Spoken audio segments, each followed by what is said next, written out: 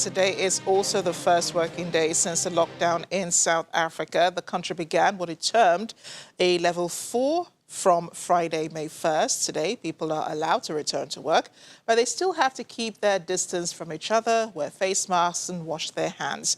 There have been pictures on social media showing long queues at transportation stations as public transport is allowed to operate only by adhering to set guidelines of carrying less passengers. The government is, however, warning people to, as much as possible, work from home. Channels Television South Africa Bureau Chief Betty Dibia joins us now. Betty, how are you doing? And how is transportation like in Joburg today in terms of observing social distancing and other hygiene habits? Yeah, thank you, Amara. Well, we had, of course, more cars today, but the public transport system had been going on, but we had many more commuters today. So you have the regulations, 70% capacity, sanitizing, of course, that's compulsory, wearing of masks by the commuters, very compulsory, and that's what's been going on, and that they ensured that happened today, since you had almost more than 1 million people being unleashed to the workplaces today. Also, the Transport Minister, Fikile Mbalula, had some demonstrations at the Gautrain station, where they had the e-health scanner facilities, as well as the social or physical distancing within the trains. You have a huge commuter body going between Hatfield in Pretoria and Sandton, Johannesburg. So they had to do the demonstration with the whole Gautrain team, and that's basically what happened today. A lot of people went back to work, although May Day was the day that level 4 started. Mostly the issues were the ones working during the weekend. Yeah, and the government also is encouraging people to work from home. Are there companies that are considering, that allowing members of staff to work from home? Of course, the companies are not encouraged to do 100% return to work. So probably 50% or even less, to give room for the physical distancing. Those who are able to work remotely, that is possible in today's working world. So, and those who are like above 60 are encouraged to stay back at home. But the health and safety measures are strictly prescribed by government, and then you can't have everybody back at work and talk about social distancing. Let's say in a newsroom setting, for example, you can have everybody back at this point and not expect consequences health-wise.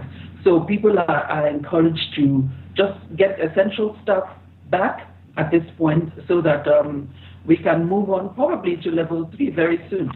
Yeah, and what does level 4 really mean?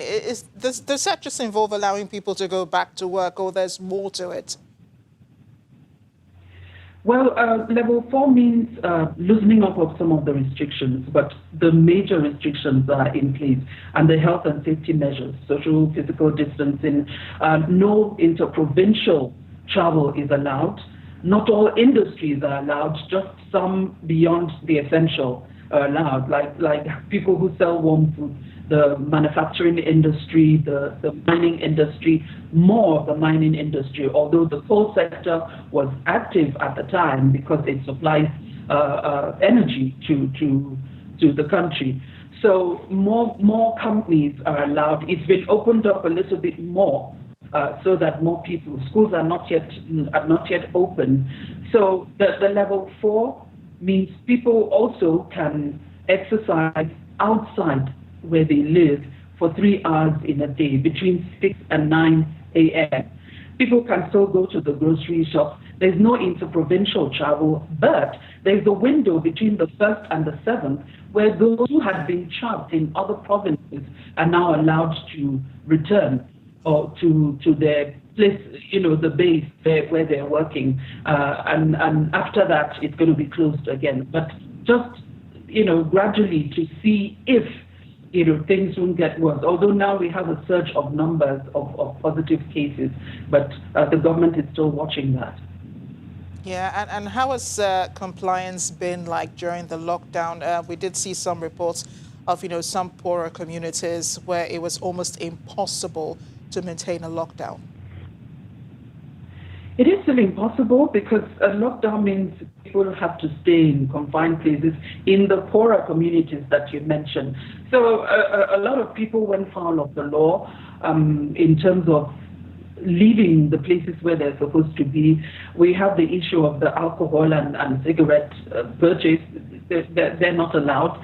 So some people run foul of the law, including the police, policemen that are supposed to enforce that lockdown. So you had some policemen arrested for drinking, for stealing from commuters or demanding bribes from commuters, people who were running foul of the law, and then the policemen were also arrested running foul of the law as well. And we've had people who were not supposed to. There's this particular case where a man was trying to smuggle his girlfriend in the boot of his car from one province to another. Yeah, so those are some, even a bride.